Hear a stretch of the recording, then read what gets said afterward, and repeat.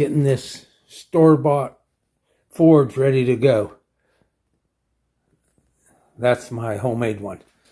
And the first step here is the rigidizer, which will mix 1-to-1 and will firm up this blanket to then put on the next step.